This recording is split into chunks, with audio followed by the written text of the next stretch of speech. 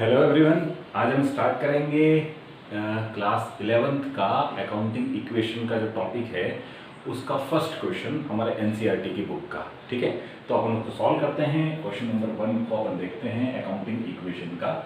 Already इसका concept मैं बता चुका हूँ, उसका एक वीडियो अलग से अपलोड कर चुका हूँ, तो पहले आपको देखना है। उस वीडियो का लिंक भी मैं इस वीडियो के डिस्क्रिप्शन बॉक्स में डाल दूंगा। तो पहले आपको उस कॉन्सेप्ट को रिवाइज करना है, उसके बाद आपको ये क्वेश्चन को सॉल्व करना है। तो क्वेश्चन पढ़ते हैं। Prepare accounting equation on the basis of the following. First point है, तो अपन इसका पहले फॉर्मेट बना देते हैं, फॉर्मेट अकाउंटिंग इक्वेशन का। ठीक है, उसके बाद अब मैंने यहाँ पर पर्टिकुलर्स कर दिया। ठीक है, और यहाँ पर मैं 3 कॉलम खोलूंगा। एक असेट्स, अकाउंटिंग इक्वेशन क्या होती है? Assets is equal to liabilities plus capital. ठीक है, तो assets is equal to liabilities plus capital. ठीक है, ये इनके हमने यहाँ पर इसका अपन प्रिपेयर सारी वर्किंग इधर हम करने वाले हैं। तो सबसे फर्स्ट ट्रांजेक्शन है Harsha started business with cash ₹2 lakh, 2 lakh रुपए से बिजनेस स्टार्ट किया है। तो अब यहाँ पर हम लैंग्वेज लिखेंगे started business with cash, started business with cash, cash से बिजनेस स्टार्ट किया है। जब भी बिजनेस में पैसा लगाएंगे, है ना, तो बिजनेस में क्या होगा? बिजनेस में जो पैसा लगाते हैं उसको क्या बोलते हैं अकाउंट्स की भाषा में? कैपिटल बोलते हैं। तो जब बिजनेस में पैसा लगाएंगे तो कैपिटल बढ़ेगी। ठीक है, और बिजनेस से पैसा जो है वो लगाएंगे तो पैसा भी बढ़ेगा, है ना। तो मतलब कैश भी बढ़ रही है और कैपिटल भी बढ़ेगी। जब भी आप बिजनेस में कोई पैसा लगाओगे तो कैश बढ़ेगा और साथ ही साथ जो पैसा लगाते हैं उसको क्या बोलते हैं? कैपिटल बोलते हैं। तो कैपिटल भी बढ़ेगा।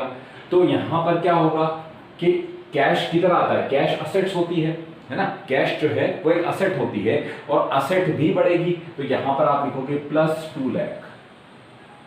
ठीक है, और ब्रैकेट में लिख दोगे क्या चीज बढ़ी है? कैश बढ़ी है। इज इक्वल टू लायबिलिटीज में कुछ नहीं बढ़ेगा तो यहाँ 0 लिख दोगे और कैपिटल में भी 2 लाख रुपए बढ़ जाएंगे। ठीक है, तो अब क्या होगा? मैंने आपको समझाया था अकाउंटिंग इक्वेशन में जो इफेक्ट आएगा वो दोनों साइड इक्वल होना चाहिए इफेक्ट। ठीक है, मतलब ये इक्वेशन हमेशा हर ट्रांजैक्शन के बाद मैच होनी चाहिए। मतलब जो इधर का टोटल आ रहा है वो ही इन दोनों का टोटल होना चाहिए, तो ही आपका क्वेश्चन सही होगा। ठीक है, तो अब यहाँ पर हमने दोनों साइड इफेक्ट दे दिए, एक साइड भी इफेक्ट दे दिया, इधर भी इफेक्ट दे दिया। तो अब इसकी टोटल करके चेक कर लेते हैं कि क्या इक्वेशन मैच हो रही है कि नहीं हो रही है। तो अब यहाँ पर मैं क्या करूंगा, ये मैंने न्यू इक्वेशन लिख दूंगा। यहाँ पर मैं क्या लिखूंगा? हर ट्रांजैक्शन के बाद मुझे इक्वेशन बना करके चेक करना होगा कि क्या वो मैच हो रही है या नहीं हो रही है। तो यहाँ पर टोटल कितने आ गए बेटा? 2 लाख रुपए आ गए। ठीक है, इज इक्वल टू लायबिलिटीज तो 0 ही है, प्लस ये कैपिटल कितनी हो गई? 2 लाख। ठीक है, तो देखो इधर की टोटल भी 2 लाख हो गई और इन दोनों को प्लस करोगे तो भी टोटल कितनी होगी? 2 लाख। तो ये इक्वेशन क्या हो गई आपकी? मैच हो गई। सेकेंड ट्रांजेक्शन को देखते हैं। सेकेंड ट्रांजेक्शन, दूसरा ट्रांजेक्शन बोलता है purchase goods from Naman for cash ₹40,000।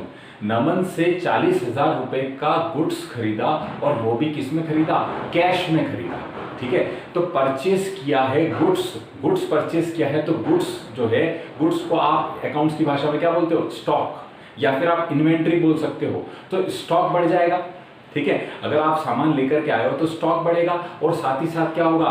Cash उसको दे दिया आपने, पैसा दे दिया तो कैश कम हो जाएगा।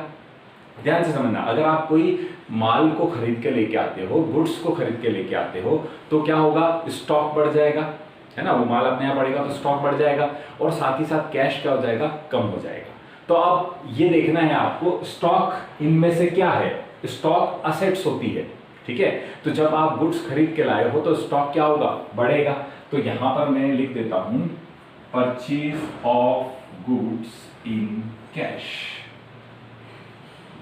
इन कैश, कैश में हम परचेज कर रहे हैं। तो अब ये कितने हैं? 40,000 का है। तो 40,000 रुपए से स्टॉक जो है वो असेट्स होती है, तो 40,000 से स्टॉक बढ़ जाएगा प्लस 40,000।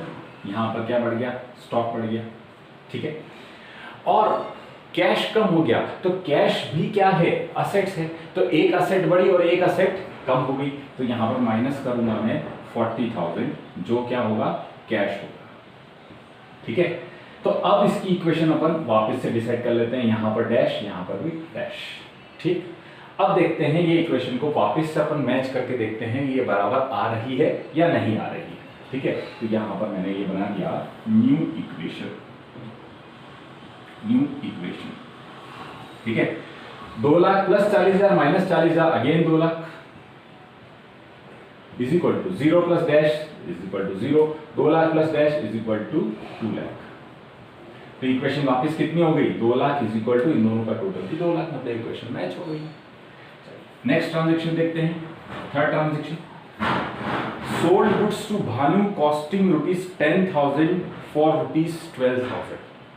भानु को 10,000 रुपए का जो माल था, जो आपके घर में कितने का पड़ा था, 10,000 का पड़ा था, उसको भानु को कितने में बेच दिया, 12,000 में बेच दिया। भाई अगर आप कोई माल बेचोगे तो प्रॉफिट में तो बेचोगे ना। 10,000 का माल था जो आपके घर में पड़ा था, वो कितने में बिक गया, 12,000 में बिक गया। ठीक है, तो अब इसका कैसे इफेक्ट होगा देखते हैं अपन। Sold goods costing ₹10,000 to Bhanu for ₹12,000। 10,000 का माल भानु को कितने में बेच दिया, 12,000 का बेच दिया। ठीक है, तो अब माल जो था वो 10,000 का था, है ना, वो 10,000 का माल अब आपके पास नहीं रहा, तो आपका स्टॉक कितने से कम हो गया, 10,000 से कम हो गया। तो अब यहां पर मैंने स्टॉक असेट्स होता है, तो मैं यहां पर माइनस कर दूंगा, 10,000 से मेरा स्टॉक कम हो जाएगा। ठीक है, फिर मैंने माल कितने में बेचा, 12,000 में बेचा, और किसको बेचा, भानु को बेचा है। अब यहां कहीं भी नहीं लिखा है कि ये कैश में बेचा है, तो मैं इसको कैश में नहीं मान सकता, मैं इसको क्या मानूंगा, उधार में मानूंगा। जब नाम आ जाता है तो आप क्या मानोगे, उधार में मानोगे। जब तक कि ये ना लिखा हो कि कैश है, तो इस क्वेश्चन में कुछ नहीं लिखा है कि ये कैश में बेचा है, तो आप क्या मानोगे, इसको उधार में बेचा है। तो अब ये जो आप जिसको उधार में बेचते हो वो क्या कहलाता है, डेटर कहलाता है। ठीक है, तो अब आपका डेटर जो है वो बढ़ जाएगा, डेटर्स जो है वो बढ़ जाएगा। तो डेटर्स क्या होता है बेटा, डेटर्स असेट्स होती है, करेंट असेट्स होती है। जब मैंने एग्जांपल लिया था तो आपको समझाया था डेटर्स क्या होती है, करेंट असेट्स होती है। तो डेटर्स क्या होगा, बढ़ जाएगा। ठीक है, डेटर्स बढ़ेगा तो यहाँ पर प्लस आपको उससे कितने लेने हैं, 12,000 लेने हैं, तो 12,000 रुपए से आपका डेटर इंक्रीज हो जाएगा। ठीक है, स्टॉक 10,000 से कम हो जाएगा और डेटर जो है वो 12,000 से बढ़ जाएगा। अब सवाल आता है, ये 2,000 का जो मुनाफा हुआ, भाई 10,000 का माल गया, 12,000 रुपए आपको उससे लेने हैं, तो 2,000 का मुनाफा हो गया। तो प्रॉफिट या लॉस जो भी होता है वो हमेशा किससे एडजस्ट होता है, कैपिटल से एडजस्ट होता है। ध्यान रखना ये बात, प्रॉफिट या लॉस जो है वो हमेशा कैपिटल से एडजस्ट किया जाता है। कैपिटल में उसका एडजस्टमेंट होगा, पूंजी में उसका एडजस्टमेंट होगा। ठीक है, तो अब 2,000 का जो प्रॉफिट है वो प्रॉफिट पूंजी में जुड़ जाएगा, कैपिटल में जुड़ जाएगा। अगर प्रॉफिट होगा तो कैपिटल में जुड़ेगा, और अगर लॉस होगा तो कैपिटल से डिडक्ट हो जाएगा, लेस हो जाएगा। ठीक है, तो यहां पर क्या है, 10,000 का माल 12 में बेचा, मतलब 2,000 का प्रॉफिट हुआ, तो प्रॉफिट जो है वो यहां पर जोड़ दिया जाएगा। तो इधर मैं लिख देता हूं, ये तो 0 आ जाएगा, प्लस यहां पर 2,000 रुपए आपका क्या हो गया, प्रॉफिट हो गया। ठीक है, अगेन अब हम इसकी इक्वेशन को मैच करेंगे। तो अब इक्वेशन को मैच करते हैं, देखते हैं क्या होता है। तो ये आ गया new equation, 2 lakh plus minus 10,000 किया प्लस 12,000 किया, तो ये आ जाएगा 2,02,000। ठीक है, इज इक्वल टू यहाँ 0 प्लस ये भी कितना हो जाएगा, 2,02,000। तो अब देखो यहाँ की टोटल 2,02,000 और इन दोनों को जोड़ोगे तो भी कितना आ गया, 2,02,000। ठीक है, नेक्स्ट चलते हैं fourth transaction. Bought furniture on credit ₹7,000, 7,000 रुपए का फर्नीचर क्रेडिट पे खरीदा। क्रेडिट का मतलब होता है उधार पे खरीदा। 7,000 रुपए का फर्नीचर उधार पे खरीदा है। ठीक है, तो इस ट्रांजैक्शन में क्या होगा बेटा, एक तो फर्नीचर खरीदा तो फर्नीचर आएगा, यानी फर्नीचर एक असेट है तो असेट बढ़ जाएगी, और उधार में खरीदा तो उसको पे भी करना पड़ेगा। तो जिस पर्सन से आप उधार में कोई सामान खरीदते हो तो वो क्या कहलाता है, क्रेडिटर कहलाता है। और क्रेडिटर क्या होती है, लायबिलिटी होती है, तो लायबिलिटी भी बढ़ जाएगी।